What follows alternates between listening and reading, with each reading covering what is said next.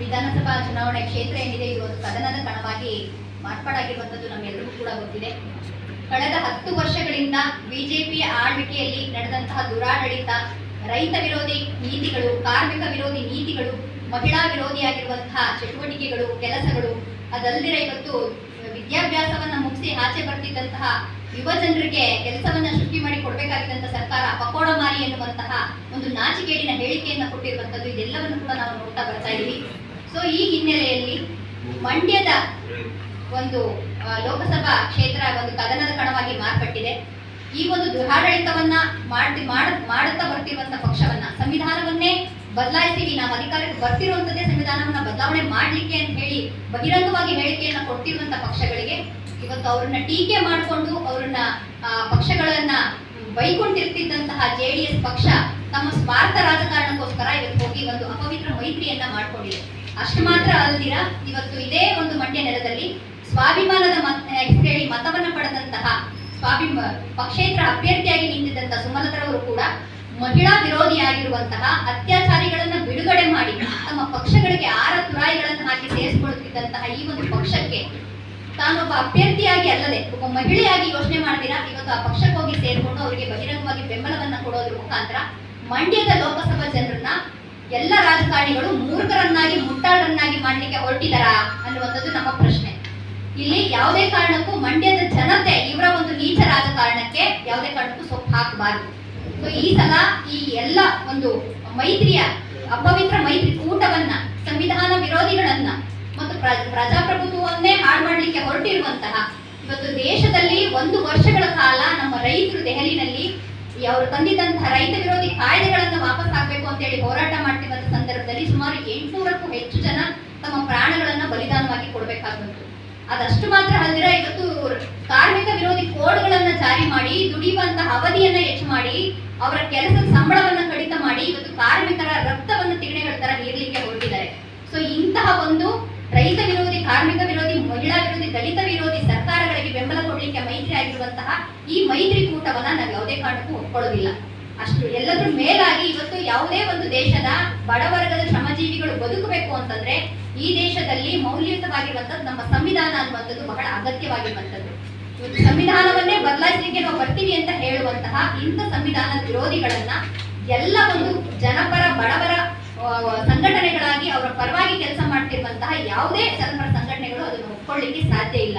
ಹಂಗಾಗಿ ನಾವುಗಳು ಕೂಡ ಒಂದು ಶೋಷಿತರ ಪರವಾಗಿ, ಬಡ ಜನರ ಪರವಾಗಿ ಕೆಲಸ ಮಾಡ್ತಿರುವಂತಹ ಸಂಘಟನೆಗಳಾಗಿ ಇವತ್ತು ಸಂವಿಧಾನ ವಿರೋಧಿಗಳನ್ನ ಸೋಲಿಸಬೇಕು. ಇಂಥ ಒಂದು ಅಪವಿತ್ರ ಮೈತ್ರಿಕೂಟ ಏನಿದೆ ಈ ಮೈತ್ರಿಕೂಟಕ್ಕೆ ಖಂಡಿತವಾಗಿ ಬುದ್ಧಿ ಕಲಿಸಬೇಕು. ಆ ಕಾರಣಕ್ಕೋಸ್ಕರ ಇವತ್ತಿನ ಒಂದು ಸಂದರ್ಭದಲ್ಲಿ ನಮ್ಮೆದುರಿರುವಂತಹ ಕಾಂಗ್ರೆಸ್ ಪಕ್ಷವನ್ನ ಷರತ್ತುಬದ್ಧ ಬೆಂಬಲದೊಂದಿಗೆ ಅವರನ್ನ ಬೆಂಬಲಿಸಬೇಕಾಗಿರುವಂತಹ ಅನಿವಾರ್ಯ ಇವತ್ತು ನಮಗೂ ಕೂಡ ಬಂದಿದೆ.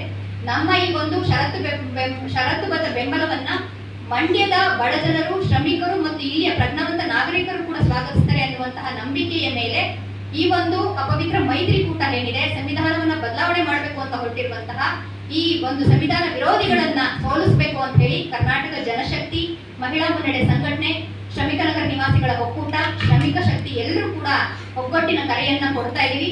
ಅದೇ ಒಂದು ಒಗ್ಗಟ್ಟಿನ ಕರೆ ಕೊಡೋದ್ರ ಜೊತೆಗೆ ಕಾಂಗ್ರೆಸ್ ಪಕ್ಷಕ್ಕೂ ಕೂಡ ಒಂದು ಎಚ್ಚರಿಕೆಯ ಸಂದೇಶವನ್ನು ಕೂಡ ಕೊಡ್ತಾ ಇದೀವಿ. ಇವತ್ತು ಎಲ್ಲ ಪ್ರಗತಿಪರ ಸಂಘಟನೆಗಳು ನಿಮಗೆ ಒಂದು ಷರತ್ತುಬದ್ಧ ಬೆಂಬಲವನ್ನ ಯಾತಕ್ಕೆ ಕೊಡ್ತಿದ್ದಾರೆ ಅಂದ್ರೆ ಮುಂದಿನ ದಿನದಲ್ಲಿ ನೀವು ರೈತರ ಪರವಾಗಿ, ಕಾರ್ಮಿಕರ ಪರವಾಗಿ, ಮಹಿಳೆಯರ ಪರವಾಗಿ ಮತ್ತು ದಲಿತರ ಪರವಾಗಿ, ಈ ಒಂದು ದೇಶದ ಅಲ್ಪಸಂಖ್ಯಾತರ ಮತ್ತು ಶೋಷಿತರ ಪರವಾಗಿ ನೀವು ಕೆಲಸ ಮಾಡಬೇಕು. ಸಂವಿಧಾನಬದ್ಧವಾದಂತಹ ಹಕ್ಕುಗಳನ್ನ ಕಸ್ಕೊಳ್ಳುವಂತಹ ಹುನ್ನಾರವನ್ನ ನಡೆಸಿದ್ರೆ ನೀವು ಕೂಡ ಜನವಿರೋಧಿ ನೀತಿಗಳನ್ನ ಜಾರಿ ಮಾಡೋದ್ರ ಮುಖಾಂತರ ಜನರನ್ನ ಶೋಷಣೆ ಮಾಡಕ್ ನಿಂತ್ರೆ ಇವತ್ತು ಬಿಜೆಪಿ ಪಕ್ಷವನ್ನ ತಿರಸ್ಕರಿಸುವಂತಿರೋರು ನಾಳೆ ನಿಮಗೂ ಕೂಡ ಸರಿಯಾದಂತ ಬುದ್ಧಿಯನ್ನ ಕಲಿಸ್ತೀವಿ ಅಂತ ಹೇಳ್ತಾ ಷರತ್ತುಬದ್ಧ ಬೆಂಬಲವನ್ನ ನಾವು ಕಾಂಗ್ರೆಸ್ ಪಕ್ಷಕ್ಕೆ ಘೋಷಣೆ ಮಾಡ್ತೀವಿ. 6 ವರ್ಷಗಳ ಕಾಲ ಈ ಬಿಜೆಪಿ ಸರ್ಕಾರ ನಿರುದ್ಯೋಗ ವಿಚಾರವಾಗಬಹುದು, ಮಹಿಳಾ ರಕ್ಷಣಾ ವಿಚಾರವಾಗಿರ್ಬೋದು, ಅಥವಾ ಕಾರ್ಮಿಕರ ಕಾನೂನುಗಳ ವಿಚಾರವಾಗಿರ್ಬೋದು, ವಿದ್ಯಾರ್ಥಿ ಯುವಜನರ ಒಂದು ಉದ್ಯೋಗದ ವಿಚಾರವಾಗಿರ್ಬೋದು, ಈ ಇಷ್ಟು ವಿಚಾರಗಳು ಕೂಡ ಕಳೆದ 10 ವರ್ಷಗಳಿಂದ 10 ಪತ್ರಿಕೆ ಹೇಳಿಕೆಗಳು, 100 ಹೋರಾಟಗಳು, ರೈತ ವಿರೋಧಿ ಕಾನೂನುಗಳನ್ನ ಜಾರಿ ಮಾಡ್ತಾ ಇವೆಲ್ಲವೂ ಕೂಡ ನಡೆದಿರುವಂಥದ್ದು ನಮ್ಮೆಲ್ಲರಿಗೂ ಕೂಡ ಸಹ ಗೊತ್ತಿದೆ. ಇವತ್ತು ಕರ್ನಾಟಕ ಜನಶಕ್ತಿ ಸಂಘಟನೆ ಮಂಡ್ಯ ಜಿಲ್ಲಾ ಶ್ರಮಿಕ ನಗರ ಸ್ಲಂ ನಿವಾಸಿಗಳ ನಡುವೆ ಕಳೆದ 2 ದಶಕಗಳಿಂದ ಹೋರಾಟವನ್ನು ಮಾಡ್ತಾ ಅವರಿಗೆ ಮಾರ್ಗದರ್ಶನವನ್ನು ನೀಡ್ತಾ ಮತ್ತು ಮಹಿಳೆಯರ ಹಕ್ಕುಗಳ ವಿಚಾರವಾಗಿ ಮಹಿಳಾ ಮುನ್ನಡೆ ಸಂಘಟನೆ ಅತ್ಯಾಚಾರಗಳ ವಿಚಾರವಾಗ್ಬೋದು, ಮಕ್ಕಳ ಮೇಲೆ ನಡೆಯುವಂಥ ದೌರ್ಜನ್ಯ, ಲೈಂಗಿಕ ದೌರ್ಜನ್ಯದ ವಿಚಾರವಾಗಿರ್ಬೋದು ಮತ್ತು ವಿದ್ಯಾರ್ಥಿಗಳ ವಿಚಾರವಾಗಿ ಅವರ ಶಿಕ್ಷಣಕ್ಕೆ ಸಂಬಂಧಪಟ್ಟಂತೆ ಅವರಿಗೆ ಉದ್ಯೋಗಕ್ಕೆ ಸಂಬಂಧಪಟ್ಟಂತೆ ಇಷ್ಟು ವಿಚಾರಗಳು ಸೇರಿದಂತೆ ಕರ್ನಾಟಕ ಶ್ರಮಿಕ ಶಕ್ತಿ ಏನಿದೆ ಕಾರ್ಮಿಕರ ನಡುವೆ ಈ ಕಾರ್ಮಿಕರು ಅಸಂಘಟಿತ ಕಾರ್ಮಿಕರನ್ನು ಕೂಡ ಈ ಸಂಘಟನೆ ಒಳಗಡೆ ತಂದು ಇಡೀ ರಾಜ್ಯ ಮಟ್ಟದಲ್ಲಿ ಹೋರಾಟ ಮಾಡಿ ಮಂಡ್ಯ ಜಿಲ್ಲೆಗೆ ಪ್ರಪ್ರಥಮ ಬಾರಿಗೆ ಒಂದು ಅಸಂಘಟಿತ ವಲಯದ ಕಾರ್ಮಿಕರಿಗೆ PF PSI ಭದ್ರತೆ ಸಿಕ್ಕಿರುವಂಥದ್ದು ಇಷ್ಟು ಕೂಡ ಈ ಸಂಘಟನೆಗಳು ಮಾಡ್ತಾ ಬಂದಿದೆ. ಇವತ್ತು ಈ ಪತ್ರಿಕೆ ಗೋಷ್ಠಿಯ ಮುಖಾಂತರ ನಾವು ಯಾಕೆ BJP ಸರ್ಕಾರವನ್ನ ವಿರೋಧಿಸಿ ಅದನ್ನ ಬೆಂಬಲಿಸಬಾರ್ದು, ಅದನ್ನ ಸೋಲಿಸಬೇಕು, JDS ಮತ್ತು BJP ಮೈತ್ರಿ ಅಭ್ಯರ್ಥಿ ಕುಮಾರಸ್ವಾಮಿ ಅವರೇನಿದ್ದಾರೆ ಅವ್ರನ್ನ ಯಾಕೆ ಸೋಲಿಸಬೇಕು ಅನ್ನುವಂಥ ವಿಚಾರದಲ್ಲಿ ಇಷ್ಟು ಕೂಡ ಕಾರಣವಾಗಿದೆ. BJP ಕಳೆದ 10 ವರ್ಷಗಳ ತನ್ನ ಭ್ರಷ್ಟ ಆಡಳಿತ, ದುರಾಡಳಿತ, ಮೋಸ, ವಂಚನೆ, ಅತ್ಯಾಚಾರಗಳು, ಕೊಲೆಗಳು ಎಲ್ಲವೂ ಕೂಡ ಈ ಸರ್ಕಾರದಲ್ಲಿ ಬಹಳಷ್ಟು ಗಂಭೀರವಾಗಿ ಬಹಳಷ್ಟು ಹೆಚ್ಚು ಆಗ್ತಿರೋದ್ರಿಂದ ಇವತ್ತು ಈ BJP ಮತ್ತು JDS ಪಕ್ಷದ ಮೈತ್ರಿ ಅಭ್ಯರ್ಥಿಯನ್ನ ಕರ್ನಾಟಕ ಜನಶಕ್ತಿ ಸಂಘಟನೆ ಮತ್ತು ಮಹಿಳಾ ಮುನ್ನಡೆ ಸಂಘಟನೆ ಹಾಗೂ ಕರ್ನಾಟಕ ಶ್ರಮಿಕ ಶಕ್ತಿ ಸಂಘಟನೆ ಮತ್ತು ಮಂಡ್ಯ ಜಿಲ್ಲಾ ಶ್ರಮಿಕ ನಗರ ನಿವಾಸಿಗಳ ಒಕ್ಕೂಟವೂ ಸೇರಿದಂತೆ BJP JDS ಮೈತ್ರಿ ಅಭ್ಯರ್ಥಿ HD ಕುಮಾರಸ್ವಾಮಿ ಅವ್ರನ್ನ ಸೋಲಿಸಿ ಅವ್ರನ್ನ ಮನೆಗೆ ಕಳಿಸಿ ಅದೇ ಕಾಂಗ್ರೆಸ್ ಪಕ್ಷಕ್ಕೆ ಮತ್ತು ಕಾಂಗ್ರೆಸ್ ಪಕ್ಷದ ಅಭ್ಯರ್ಥಿಗಳಿಗೆ ಷರತ್ತುಬದ್ಧ ಬೆಂಬಲ ಮತ್ತು ಎಚ್ಚರಿಕೆಯ ಒಂದು ಆಡಳಿತ ನಡೆಸಬೇಕು ಅಂತ ಕಾಂಗ್ರೆಸ್ ಸರ್ಕಾರವನ್ನು ಕೂಡ ಎಚ್ಚರಿಸಿ ಅದಕ್ಕೆ ಷರತ್ತು ಬೆಂಬಲದೊಂದಿಗೆ ನಾವು ಇವತ್ತೊಂದು ದಿನ BJP ಮೈತ್ರಿ ಅಭ್ಯರ್ಥಿಯನ್ನ ಸೋಲಿಸಿ ಕಾಂಗ್ರೆಸ್ ಅಭ್ಯರ್ಥಿಯನ್ನ ಗೆಲ್ಲಿಸಬೇಕು ಅಂತ ಇಷ್ಟು ಸಂಘಟನೆಗಳು ಕೂಡ ಇವತ್ತು ಕೆಲಸ ಮಾಡ್ತಾ ಇದೆ.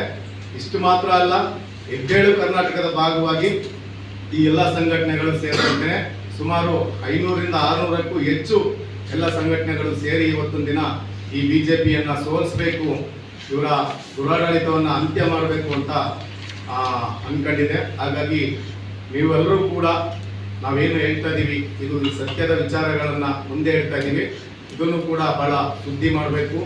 ಇವತ್ತು ನಮಗೆ ಸಮಾಜ ನಿರ್ಮಾಣ ಆಗುವಂತ ಅಂತ ಇನ್ನೂ ತುಂಬಾ ವರ್ಷಗಳಿದ್ರೂ ಕೂಡ ಇವತ್ತು ನಮಗೆ ನೆಮ್ಮದಿ ಬದುಕಬೇಕು, ಘನತೆಯ ಜೀವನ ಬೇಕು. ನಾವೆಲ್ಲರೂ ಕೂಡ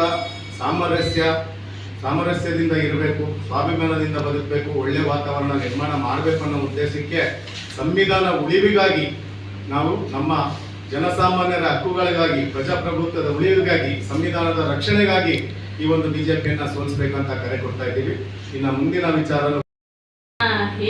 ಯಾವುದಕ್ಕೆ ಸೋಲಿಸಬೇಕು ಅಂತ ಇದೀವಿ ಅಂತಂದ್ರೆ ಕಳೆದ ವರ್ಷಗಳಿಂದಲೂ ಕೂಡ BJP ಸರ್ಕಾರದವರು ಹೆಣ್ಣು ಮಕ್ಕಳಿಗೆ ಅತ್ಯಾಚಾರಗಳು, ಕೊಲೆ, ದೌರ್ಜನ್ಯ, ದಬ್ಬಾಳಿಕೆಗಳು, ಆಸಿಡ್ ದಾಳಿಗಳು ಆದಂತ ಸಂದರ್ಭದಲ್ಲಿ ಆರೋಪಿಗಳನ್ನ ಸಮರ್ಥನೆ ಮಾಡ್ಕೋತಾ ಬರ್ತಿದ್ದಾರೆ. ಅದು ಅಲ್ಲದೆ ಹೆಣ್ಣು ಮಕ್ಕಳುಗಳಿಗೆ ಅತ್ಯಾಚಾರ ಮಾಡಿದಂತ ಆರೋಪಿಗಳಿಗೆ ಕಠಿಣ ಶಿಕ್ಷೆ ಹಾಕಬೇಕು ಅಂತ ಹೇಳಿ ಅವ್ರಿಗೆ ಜೀವಾವಧಿ ಶಿಕ್ಷೆ ಆಗಿರುವಂತವ್ರನ್ನ ಇವರು ಬಿಡುಗಡೆ ಮಾಡಿಸಿ ಅಂತವ್ರಿಗೆ ಹಾರ ತುರಾಯಿಗಳನ್ನ ಹಾಕಿ ಅವರ ಪಕ್ಷಗಳಿಗೆ ಟಿಕೆಟ್ಗಳನ್ನ ಕೊಟ್ಟು ಆಡಳಿತ ಮಾಡೋದಕ್ಕೆ ಹೊರಟಿದ್ದಾರೆ. ಅಂದ್ರೆ ಇವ್ರು ಏನ್ ಹೇಳ್ತಿದ್ದಾರೆ ಅಂದ್ರೆ ಹೆಣ್ಣು ಮಕ್ಕಳುಗಳಿಗೆ ರಕ್ಷಣೆ ಇಲ್ಲ, ರಕ್ಷಣೆ ಕೊಡದೇ ಇರೋಂತ ವ್ಯಕ್ತಿಗಳನ್ನ ಇವರು ರಾಜಕೀಯಕ್ಕೆ ಸೇರಿಸ್ಕೊಂಡು ರಾಜಕೀಯ ಮಾಡ್ತಿದ್ದಾರೆ. ಹಾಗಾಗಿ ನಾವು BJP ಸರ್ಕಾರವನ್ನ ಸೋಲಿಸಿ ಇವತ್ತು ಕಾಂಗ್ರೆಸ್ ಪಕ್ಷದವರು ಕೂಡ ಹೆಣ್ಣು ಮಕ್ಕಳಿಗೆ ರಕ್ಷಣೆ ಕೊಡ್ತಿಲ್ಲ ಅಂತ ಅಂದ್ರೆ ಅತ್ಯಾಚಾರ ಮಾಡಿರುವಂತಹ ಆರೋಪಿಗಳಿಗೆ ಕಠಿಣ ಶಿಕ್ಷೆಗಳನ್ನ ಕೊಡದಂತೆನೆ ಅವ್ರನ್ನ ಸಮರ್ಥಿಸ್ಕೊಂಡ್ರೆ ನಾಳೆ ದಿನ ಇವ್ರನ್ನು ಕೂಡ ನಾವು ಪ್ರಶ್ನೆ ಮಾಡ್ತೀವಿ, ಇವರ ವಿರುದ್ಧವಾಗೂ ಕೂಡ ನಾವು ಹೋರಾಟ ಮಾಡ್ತೀವಿ ಅಂತ ಹೇಳಿ ಅವ್ರಗಳನ್ನ ಎಚ್ಚರಿಸ್ತಾ ಇವತ್ತು ಷರತ್ತುಬದ್ಧ ಬೆಂಬಲವನ್ನ ಮಾಡ್ತಾ ಇದೀವಿ. ಮತ್ತೆ ನಮ್ಮ ಸಂವಿಧಾನನ ಉಳಿಸ್ಕೋಬೇಕು ಮತ್ತು ನಮ್ಮ ಪ್ರಜಾಪ್ರಭುತ್ವವನ್ನ ಉಳಿಸ್ಕೊಳ್ಳೋ ನಿಟ್ಟಿನಲ್ಲಿ ನಾವು ಇವತ್ತು ಮತಯಾಚನೆ ಮಾಡ್ತಾ ಇದೀವಿ. ಇದಕ್ಕೆ ನಮ್ಮ ಮಹಿಳಾ ಮುನ್ನಡೆಯಿಂದಲೂ ಕೂಡ ನಾವು ಸಪೋರ್ಟ್ ಮಾಡ್ತೀವಿ. ಧನ್ಯವಾದ.